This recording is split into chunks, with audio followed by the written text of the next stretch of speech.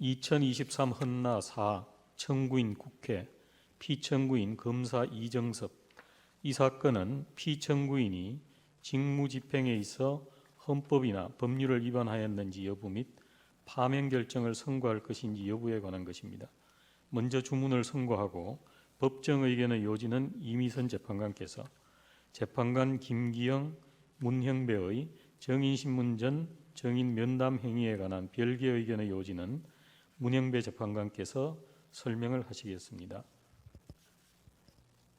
주문. 이 사건 심판 청구를 기각한다.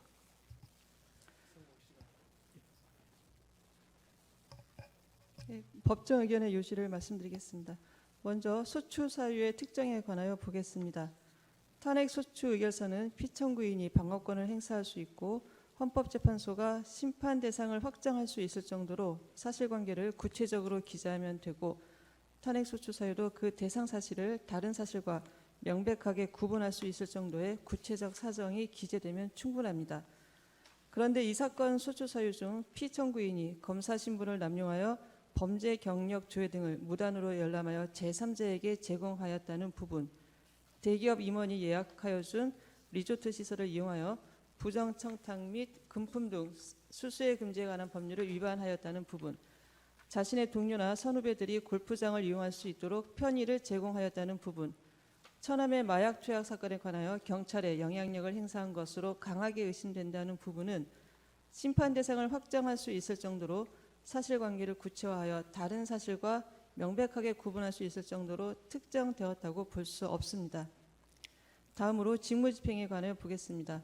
헌법 제65조 제1항은 피청구인이 직무집행에 있어서 헌법이나 법률을 위배할 것을 요구하므로 직무집행과 관계가 없는 행위는 탄핵 사유가 될 수 없습니다.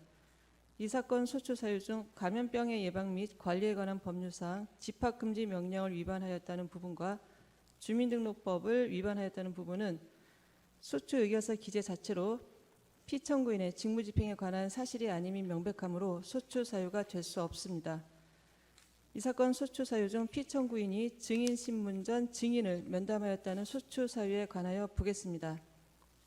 피청구인의 증인신문 전 증인 면담행위, 즉 이 사건 사전 면담은 피고인의 증인과의 접촉을 차단한 것이 아니고 증인의 진술은 형사재판에 현출되었으며 증인이 직접 법정에서 증언을 하기도 하였습니다.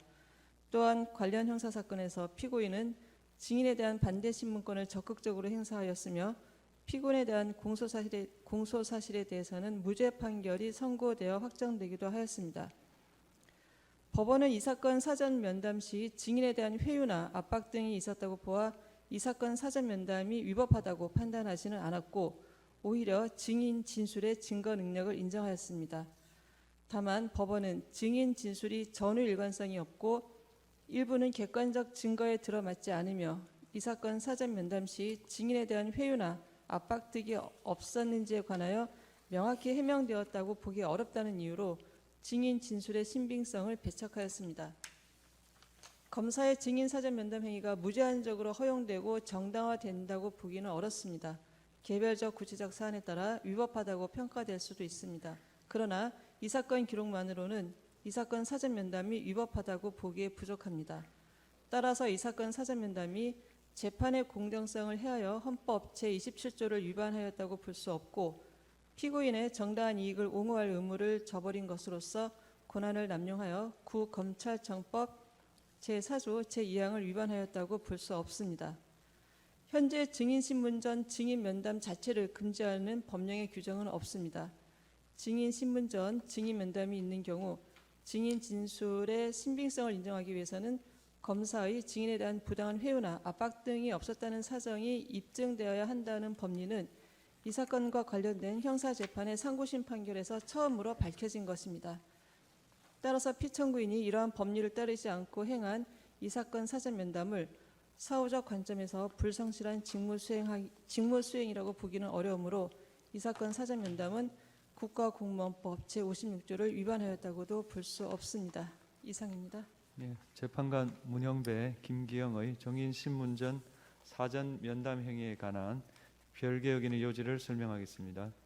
우리는 이 사건 심판 청구가 기각되어야 된다는 결론에 있어서는 법정 의견과 같습니다. 다만 이 사건 사전 면담이 국가공무원법 56조 헌법 제7조 1항의 공익 실현 의무를 위반하였으나 그 위반이 피청구인을 파면할 정도는 이르지 않아 이 사건 심판 청구가 기각되어야 한다고 생각합니다. 검찰 사건 사무규칙 189조가 검사의 정인 신문 전 정인 면담의 가능성을 시사하고 있고, 이 사건 사전 면담 이전까지 정인 신문 전 정인 면담이나 그 정인의 진술의 신빙성에 관한 대법원 법리가 마련되어 있지는 않았습니다.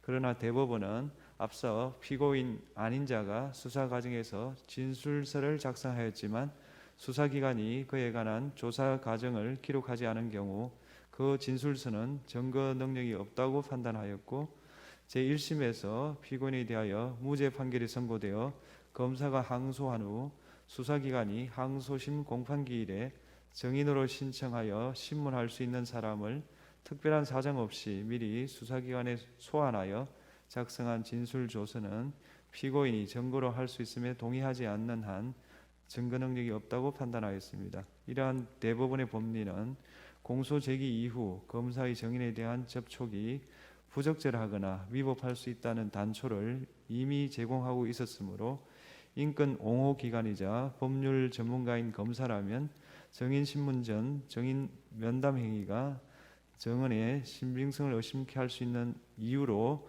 작용할 수 있다는 점을 충분히 인지할 수 있었습니다. 더욱이 이 사건 사전 면담은 제1심에서 피고인에 대한 무죄 판결이 선고된 이후에 이루어졌으므로 증인에 대한 회유 내지는 압박 등이 있었다는 의심을 받을 수밖에 없었습니다. 따라서 피청구인으로서는 이러한 의심을 해소할 수 있는 근거를 남겨둘 필요가 있었으나 피청구인은 정치적 절차적 투명성을 담보하기 위한 아무런 조치를 취하지 아니하였으므로 피청구인이 국가공무원법 제56조 그리고 성실 의무를 다하였다 볼 수 없고, 이 조항에 의하여 구체화된 헌법 제7조 1항의 공익 실현 의무도 다하였다고 볼 수 없습니다. 다만 피청구인의 헌법 법률 위반 정도는 중대하다고 보기 어렵고, 피청구인은 이 사건 사전 면담이 성실 의무를 위반한 행위라는 것을 알면서 적극적으로 나아간 것이라고 보기에 부족하며, 대법원 판결을 통하여 정인 신문 전 정인 면담에 관한 법리가 설치된 이상 이 사건 사전 면담과 같은 행위가 반복될 가능성이 높다고 보기 어려우므로 피청구인에 대한 파면 결정을 정당화하는 사유가 있다고 볼 수 없습니다.